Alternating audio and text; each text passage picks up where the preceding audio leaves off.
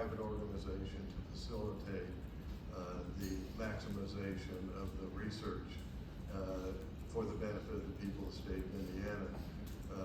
Research needs to be converted into products that can then everyone can utilize. And as I understand the purposes here is to facilitate that occurring, and that is a very positive and beneficial purpose. And I think it is very well thought out in terms of the operations of the entity. And then as I have reviewed the proposal, the proposal's presentation and the proposed articles of appropriation and bylaws, I think this is very well thought out. Now, I do believe, though, that at this point, there's a few things that we should make clear as we go forward about how this would be operating. I think it's, given the circumstances which I will soon describe, that that would be an appropriate exercise of our fiduciary responsibility. These are items that I have already discussed with the chairman, circulated a memo. All of the trustees have received that memo, and there's been comments about various aspects of it. And this all falls under the rubric of the reason for BOT 32, and that is that university-related entities create a number of legal, financial, and reputational risks for the university and should be subject to the highest level of approval, and that would be by this body, in my opinion. These risks include reputational damage to the university if the university-related entity's actions are negatively perceived by the public, the loss of university resources inappropriately funneled to university-related entities, conflicts of interest, conflicts of commitment, the undermining of university policies regarding the use of university funds. So these are the standards that each entity needs to be evaluated based on. And the identification of whatever the risks are, and then whatever the mitigation efforts that should be made to make sure that those risks are minimized. And in this case, one of the aspects of the activities of IU Inc.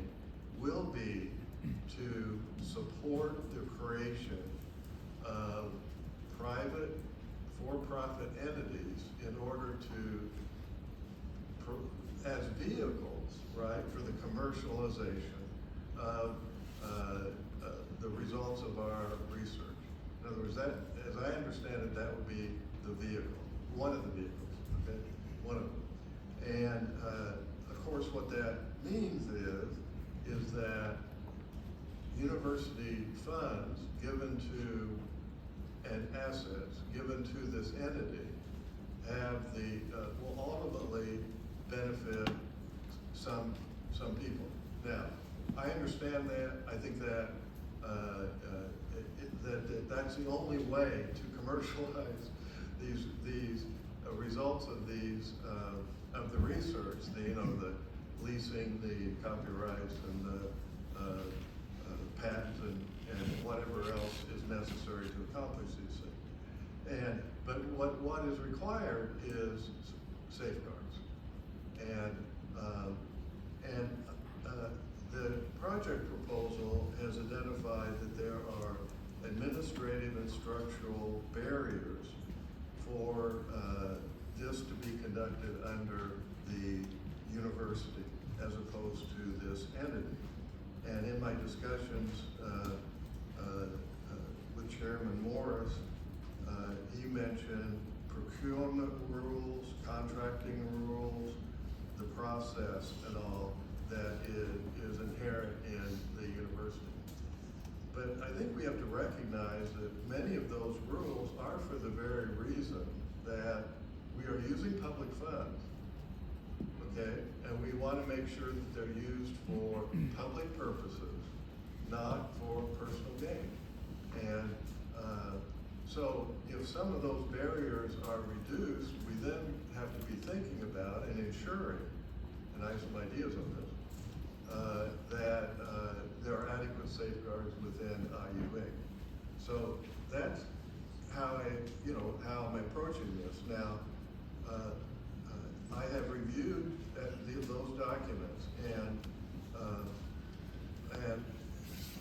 we most frequently emphasize that there'll be, or the proposal does, from IU, 42 million in cash and 181 million in real estate that would find its way into IU Inc.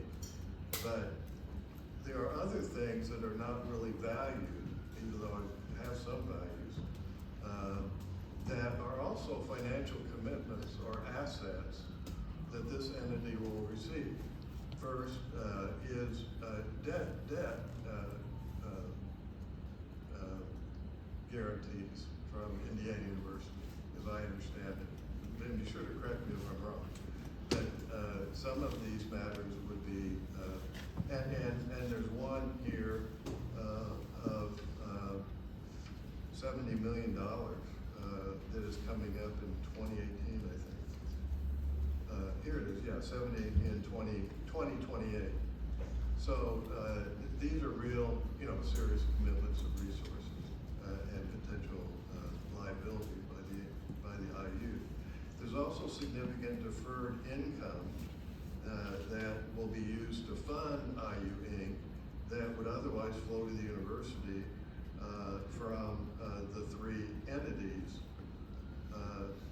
at least two of the entities, maybe three entities that we are assigning to be under this umbrella, the subsidiaries, which I'll mention in a minute. And then there are expenses that IU will assume. And there's quite a list on page 34 of the project proposal, including human resources, services, administrative operating services, finance, etc., legal services, general administrative services, etc. Also, on page 23, it says that employees of the IU Inc. and its subsidiaries would all be on the IU benefit plan, which provides substantial health and other benefits. And then it identifies not only the 42 million from IU, but also identifies what I have added up to be 67 million coming from IU research. So both IU and IU research will be providing cash payments to this entity, and I mentioned the real estate. And the final thing, of course, which I don't know the value to, if there is, I assume there is, to the three subsidiaries that are put under the rubric of IU Inc.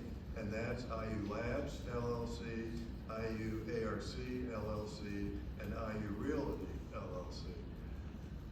I assume, without knowing, that in addition to real estate, which is specifically mentioned, that there's other assets. I mean, furniture, our copyrights, are patents assigned to them. I don't know. Okay, no. Okay, thank you. So that would not be an asset, but that it's certainly potential that each one of these entities have additional assets. So that comes to, an extraordinary financial investment that, it doesn't exist in other university-related entities. For instance, the Kinsey Institute is a university-related entity, as I understand it. But you know, there's no university assets at all of any kind going to that entity, all right? But this is quite extraordinary. So there are two categories of things, and I will pass out. I mean, I've already, you know, discussed these items, but here you go. I took the opportunity to list them, not just provide my memo,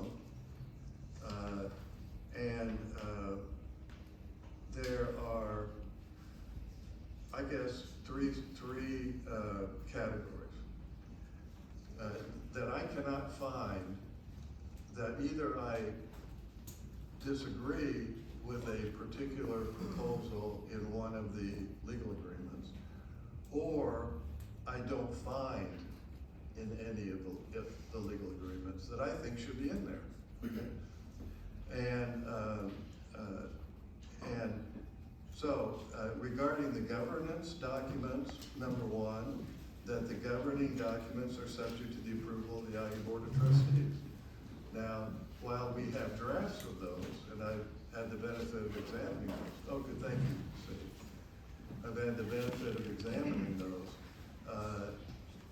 As Chairman Morris tells me that this motion does not approve those documents, all right? Or for that matter, even the proposal.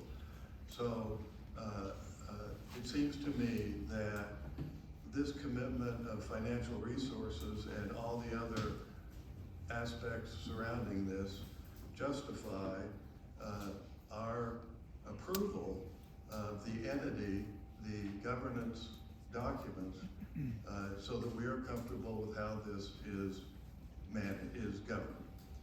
The second, regarding the governance documents, is the governance documents provide, as you mentioned, that the IU chair appoints 2 trustees. The IU president is ex officio, and the IU president would appoint the others currently contemplated to be 6 more. All right. Now, I think this level of investment that IU is making in this entity justifies direct, not indirect control. Now, when I made this proposal, the response, you know, that the proposal that the IU board, the board of directors of IU Inc. should be appointed by, subject to removal by the IU trustees, not designated people. The response was, well, the response that I received was, it's not desired to have that level of control by the Board of Trustees. Well, I mean, I suppose, you know, look, I don't suppose, I believe that reasonable people can disagree on things, you know, and for instance, this, right? And you know, I think of a situation, the first not-for-profit I represented was in 1976, and yes, that is 50 years ago, all right? And I've represented numerous national and state not-for-profit organizations. I've created subsidiaries. I have an idea about all of this. And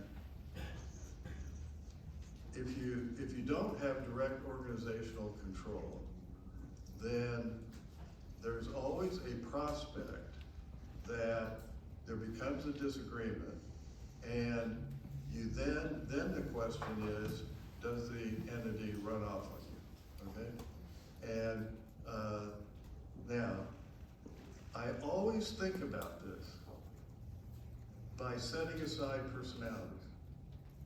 I mean, in 50 years, you can imagine how many presidents, chairmen of boards, executive directors of these organizations I've represented come and go, okay? And so you have to think about this legally, you know, is if anything ever comes to disagreement, what is the legal mechanism that's available at that time?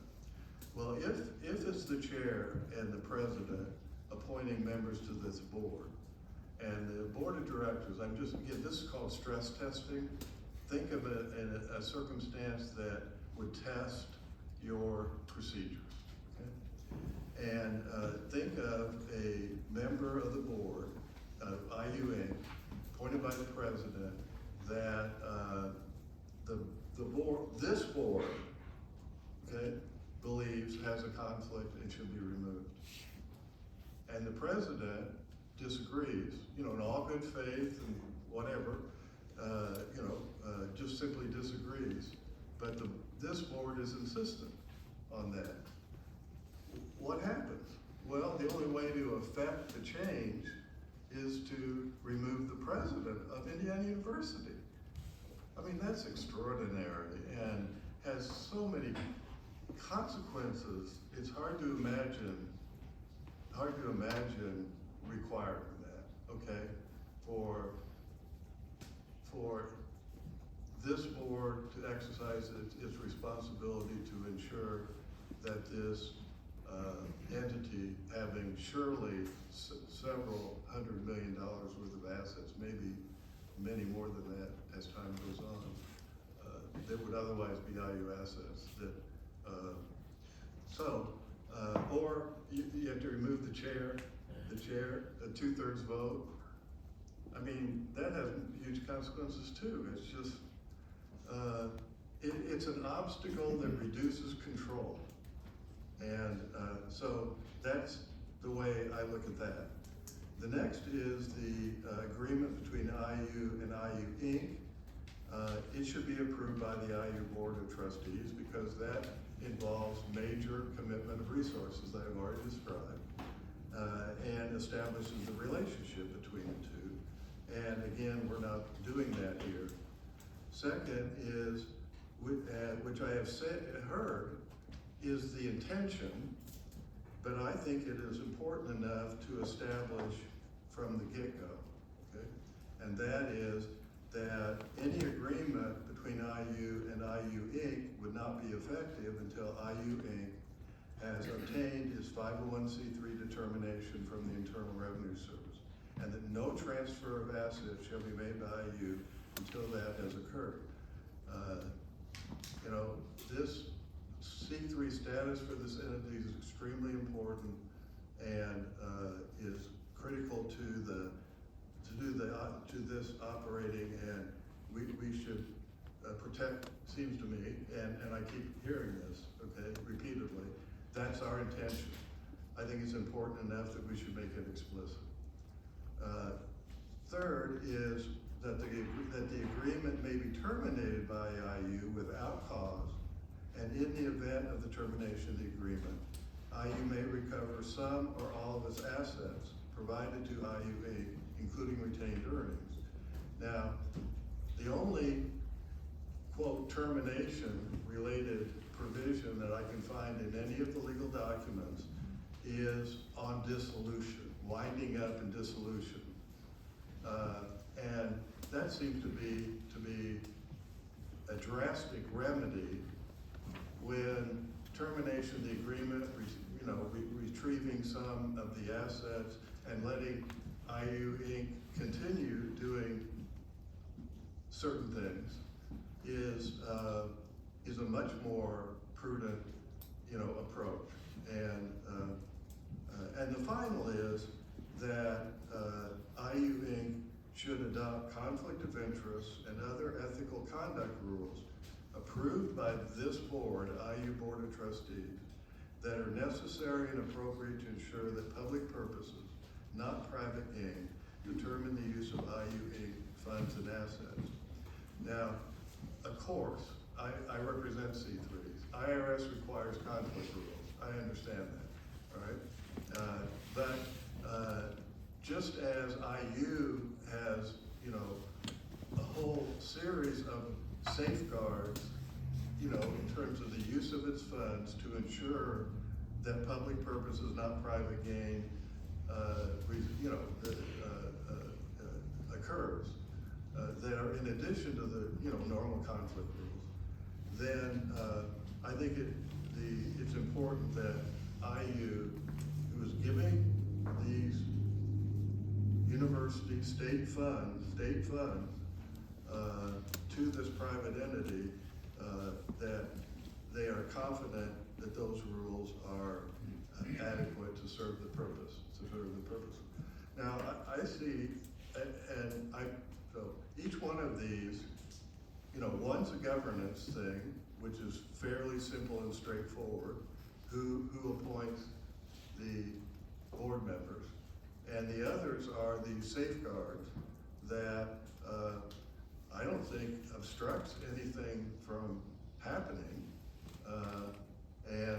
As I understand it, you want to start up. Well, I think these are basic safeguards and governance rules that would establish the kind of control and oversight that, and ensuring certain things happen that I think is warranted in this situation.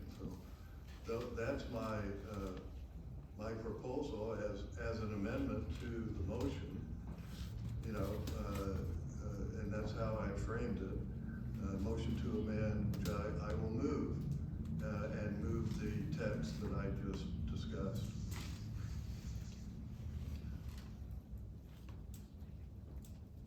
Do I hear a second? No second? Okay. Mary Lee? Thank you. I respectfully disagree with Trustee Bopp. As a nonprofit lawyer that has devoted 30 years of my career to structures similar to IU Inc., I'm confident with the step that we're taking today and the framework that the Board of Trustees is following with respect to launching and funding IU Inc. We're taking the first step today to form IU Inc., and we're beginning a 6 to 9 month process to gain tax exemption from the IRS and to formalize the processes and the procedures through which Indiana University will work with IU Inc. while requiring that IU Inc. be accountable to IU. So we're at the starting line, we're not at the finish line. At future meetings, we will have the opportunity to revisit IU Inc. and make important decisions relating to funding it and transferring any assets to it. Our Finance and Facilities Committee has been hard at work over the last 3 months to bring us to this point. That committee was advised by Hogan Lovells, a national law firm that specializes in 501c3 entities. In addition, the committee reviewed the governance structures of peer institutions, specifically focusing on public universities with institutionally related science affiliates. The governance ideas that Trustee Bopp has proposed today are not consistent with what we see with the nonprofit affiliates of institutionally related foundations.